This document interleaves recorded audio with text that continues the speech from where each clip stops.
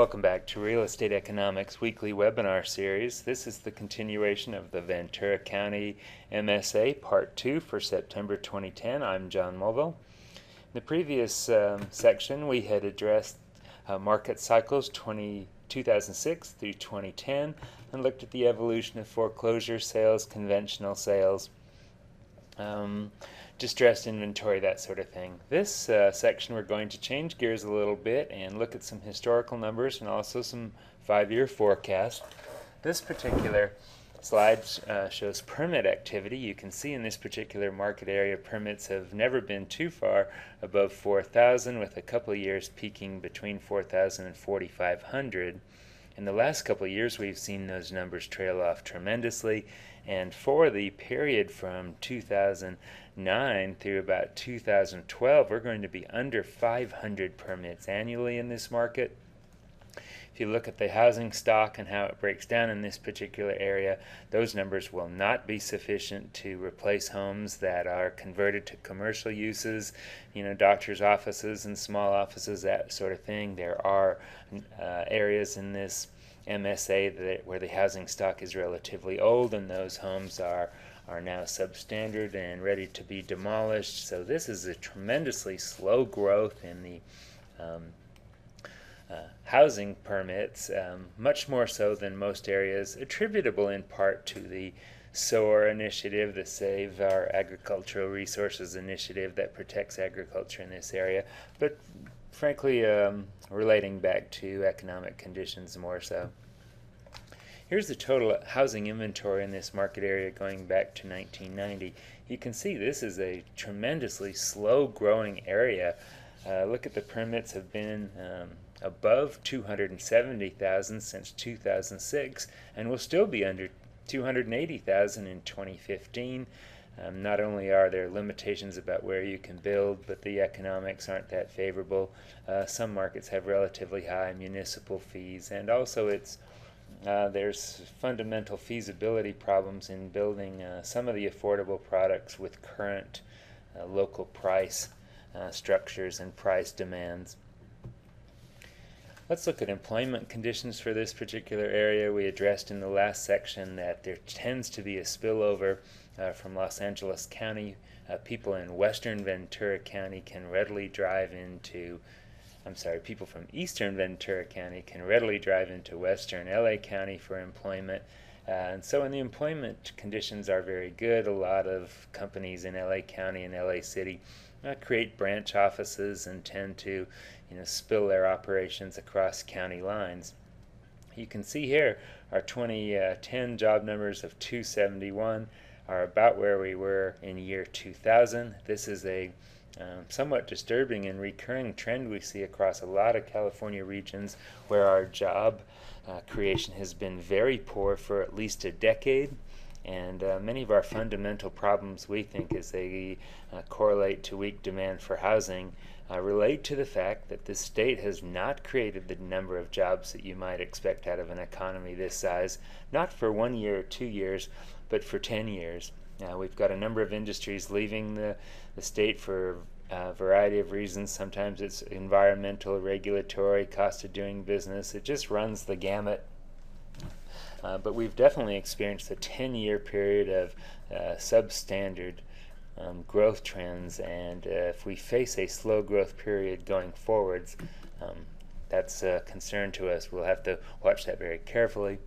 If you look at this particular market on a 12-month change, the late 80s and early 90s were relatively weak here. In some sense, the area was really maturing to catch some of the LA overflow, and people just began to show an interest way back then in moving across county lines and exploring some of the eastern Ventura County areas, which proved they're tremendously gorgeous, proved very popular, and so there was a lot of migration essentially west into eastern Ventura County during those time periods. You can see here we've lost quite a few jobs in the current market disruption, and that continues. This is an area with relatively healthy rebound, but still not nearly the number of jobs we'd hope to serve a growing population and produces a lot of robust employment opportunities for local residents. Here's a historical and home price forecast for 5 years. You can see the effect of subprime here, and the effect of limited supply, the effect of demand spilling outside of LA County into Ventura County, second home demand, all these factors coupled up to produce a pretty big bubble in this area. As you can see, in as late as 2002 we were only in the 347 range. By 2006 we were up to 583. Obviously a huge and unsustainable increase. Now we've come back to the low 400s, which we're gradually going to build out of here. Again, it's a tremendously attractive area, good retirement area. A lot of people, mature buyers and pre-retirement buyers, would find this area pretty attractive, and it's really not too distant in terms of commuting, so we think over time it draws a good retired market share. Here's the annual change in home prices.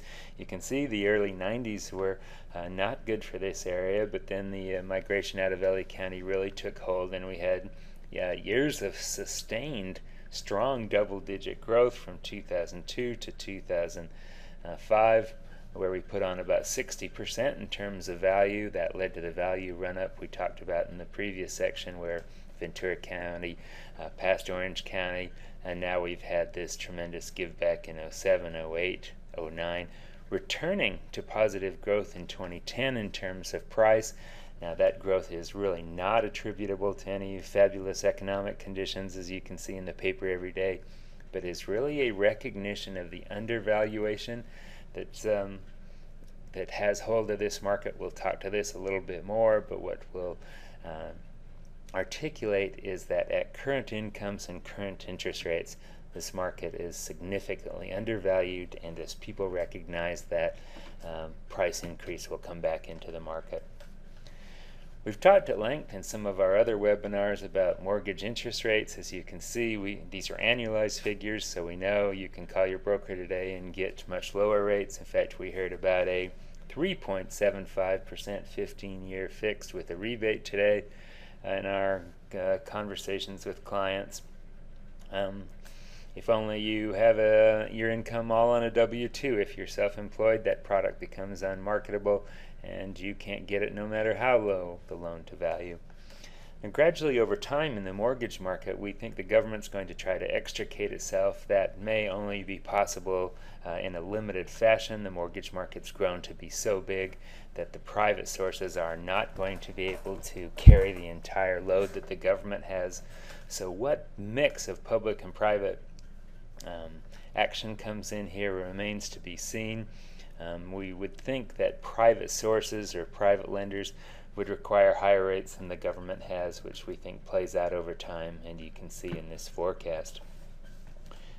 We'd mentioned during the course of this webinar that this is an excellent retirement area in our view. You know, the natural beauty, as we've talked about, the coastal communities. It's really got a great mix of topography and foothills, coast, and pretty inland areas. Look at the age 55 to 64 bracket.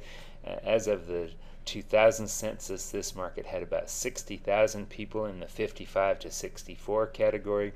Come forward 10 years to the year 2010 estimates, and the number's closer to 93,000. So we've picked up a huge number of people in this category, and that continues. This is a great area that you could retire to. You could leave your high equity home in LA County, move out here and still be very close to the action, still get all the social benefits of living in a big urban area, TV stations, sports teams, cultural events, on and on and on, without being too far away, and move into just a different lifestyle in a different setting. That's part 2 today. Please join us for part 3.